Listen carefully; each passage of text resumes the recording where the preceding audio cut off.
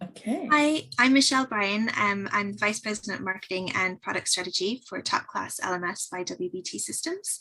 And joining me today is Barbara Herman, who's the Senior Instructional Designer and LMS Administrator at the International Association of Plumbing and Mechanical Officials. And we're here today to share the success story for IAPMO with you. So let me introduce the association.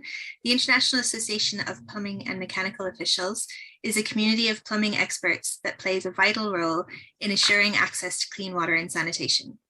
IAPMO is a non-profit, membership-based organization that specializes in the development of codes that govern the plumbing and mechanical industry and provide industry-leading education and personnel certification, and they've been doing this for over 95 years.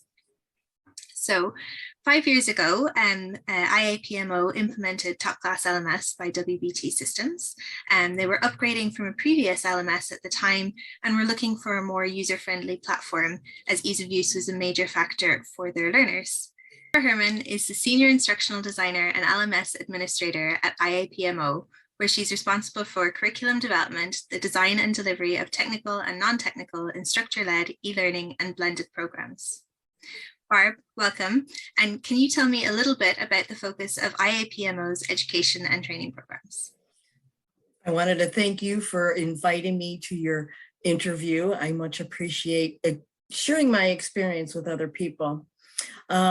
We use WBT Systems Top Class to house all of our learning and training throughout the country. And our training is basically focused on plumbers. So with that in mind, you have to understand they have no technology experience whatsoever. If they have to turn on a computer, they get nervous. So when we started a new search, the key here was user friendliness. How easy is it going to be for our clientele to go in there and interact with getting registered for what they need training wise? And if we have any online product, how could we make sure that it's as easy as possible for them to find it, open it up, start it, and finish it, and get the training that they need. It's great. So, and your members, what would be their typical training needs? On average, a plumber, and again, depending on the state, but the majority of states need anywhere from 3 to 4 continuing training hours per year to maintain their license. So we have one program where they have to do 3 hours in a 2-year period. So it's 3 hours each one, for each year. So in a 2-year period, they need a total of 12 hours. So it varies from state to state. Sure. And because their work isn't very technical, as you mentioned, plumbers would be very physical, kind of hands-on work. I'd imagine that a career in plumbing only lasts for so long, and that part of what you do is actually help them to transition into a less physical role. That's correct. One of the things we like to do is provide our plumbers with an alternative once their bodies get all beaten up from installing plumbing most of their life, and the majority of them become inspectors, or some of them even become what we call combination inspectors, where not only they're inspecting the plumbing systems, but they're also inspecting mechanical systems as well, along with electrical systems and everything like that. So we help our plumbers. One, we give them the training to do that. And we also certify them as inspectors. So we also have an inspector training program to go along with, the installers and other people that are in our industry as well. Great. So that really provides them with the career progression opportunities that they wouldn't otherwise have, and prolongs their plumbing career. That's great. I know that IAPMO has prided itself in offering industry-leading live classroom training over the years, but in recent years, you've moved to delivering more webinars and courses online, and you implemented Top Class, as we mentioned, about 5 years ago to help you to increase the amount of online learning that you were delivering to your members. So when the pandemic hit, you were able to quickly convert your live training into webinar format. Can you give us an example of a course that you switched over to the online format? Yes, and the perfect opportunity is to promote our ASSE 12,080 certification program, and it's for water management specialists. We had started building this training over 3 years ago with the specific intent to have it face to face. Well, lo and behold, pandemic hit, the entire world shuts down, we can't do it. But we didn't want to not have this training because of the pure nature of it. It's water safety. And here we are in the midst of a pandemic. We want to make sure when people go back, their water systems are going to be healthy and safe. So we transitioned this to the online environment. Well, with that transition, we discovered that our audience, number one, expanded to around the world. Here we were going to focus strictly on the United States. Now we have people taking the certification training around the world. We had people from South Africa attend their training, Canada. I think we had somebody from South America last year as well. So we're not only getting recognition around the world. And had we went right face to face, we would have never had that expanse of, hey, here we are, take a look at what we're doing. And we're going to be keeping it online. I don't think we're going to ever bring this into a face-to-face environment. Only if we could ensure that we're getting the type of enrollments we get now. We sell out every class and we have 55 seats available and we sell out every single time. And we just did our 8th class. We do one a quarter. So we've sold out again. That's amazing. We use the webinar platform. Now we've recorded it. So now I'm building a complement online program for the same standard using all the recordings that we got from Zoom. That's amazing. That's incredible. It's amazing to hear that the audience has expanded to that extent, and extended your reach for your programs. And how did your members react to this? This having to move to online and having to deal with the more technical aspect of it. Well, they were nervous, to say the least, and a lot of them were very scared. Mm-hmm. And I had created several how-to videos for them. Going back to my time as a teacher, I was able to kind of step them through. And once they were able to watch what they needed to do, they were fine. Now we actually have people, one of our programs in Massachusetts, the plumbers need 6 hours in a 1 year period.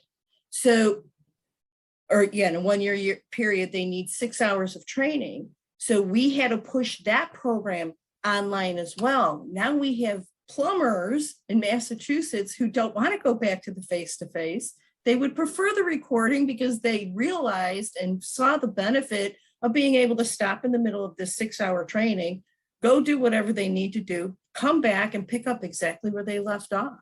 They're not beholden to going to a classroom on a certain day at a certain time. And now I got to go there. And some people have to travel. Massachusetts is a pretty big state and they have a lot of island towns. So for a plumber who lives on an island to have to come into Massachusetts, so now he's got to take the transportation over the mainland. Now he's got to spend the night and then do it all the next day. So they're finding that online learning is not as horrible as they thought it was. It's amazing. Yeah. I'd imagine it, the nature of plumbing, even, unexpected jobs that come up that they would have to turn down potentially if they were booked into training face to face, but now they can just work around all of that. That's incredible. Yeah. If they had an emergency, that's where they make a big money. If you call in a plumber on an emergency, you're going to pay a pretty penny. So if they lose that money because they're sitting in class because they need to in order to stay licensed so they can continue to work. Yeah. Works out really well for some of them. Yeah, but as you mentioned, it took them a little time to get used to the technology and to be comfortable with using this for learning because they're not very technical. And you mentioned that you kind of made videos to walk them through. Can you give us a little bit more detail about that? Well, first I made a video on how to get around in the top class platform, because when they see all the pretty stuff and they don't know what to do, they kind of panic a little.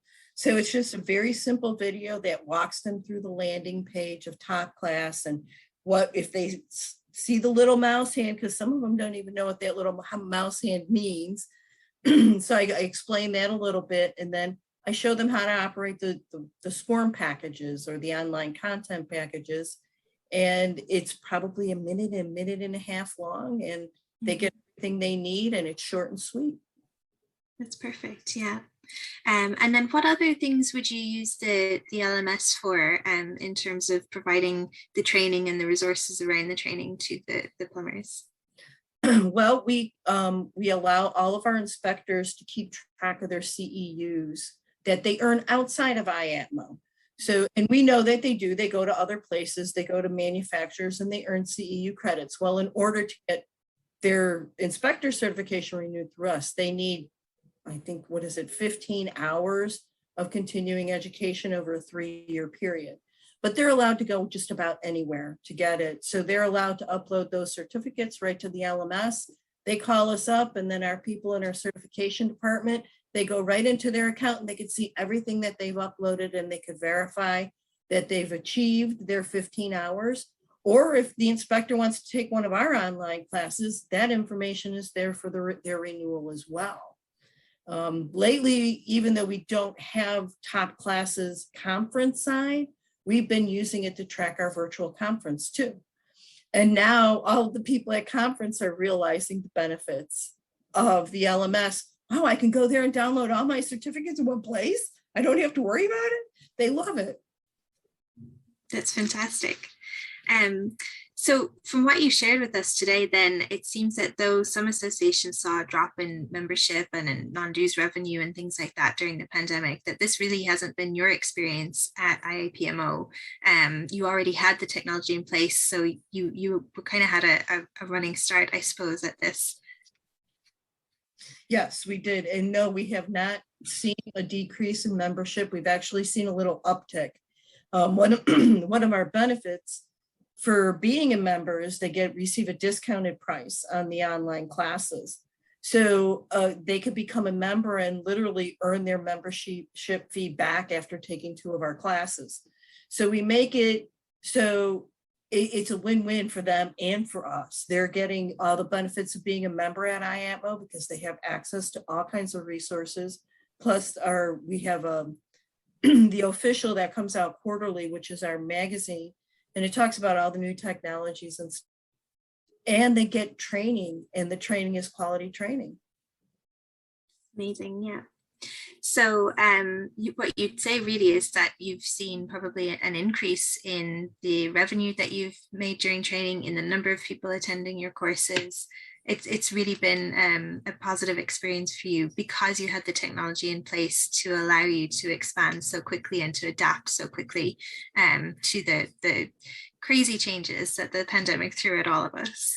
Yes, and that's one of the things that I'd like to commend WBT for, because they were right there with us, helping us to expand the training. We knew our numbers were going to go up user-wise, and your system and the way your pricing is structured, it's geared towards that. It allows you to maintain, if you're small, it allows you to maintain it, but if you need to increase, you're right there, and there was no brick walls we hit when we went over our usage.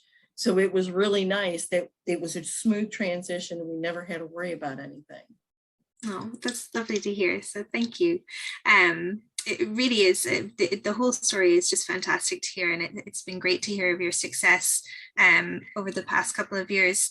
I'm delighted that Top Class played a small part in that and helping to grow your programs and your audience and bring real value to your members, really, because at the end of the day, that's what really matters. So I have one last question for you. What would be your advice to other associations that might be considering a move to online learning, but they're not sure how to get started yet? My biggest advice would be, make sure you know what you want.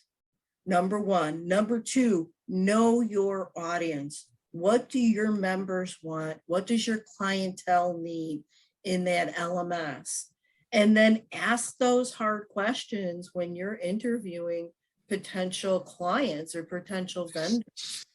you have to understand your clients in order to know if the system is going to benefit not only you who are going to use the data from it, but the end user, the most important, who is the client. If the client can't use it, then there's no sense in having an LMS. Absolutely. And what great advice. Well, Barb, thank you so much for joining us today and for sharing your story. We really appreciate it. You're more than welcome, Michelle. Thank you again for having me. I enjoyed it. Thank you.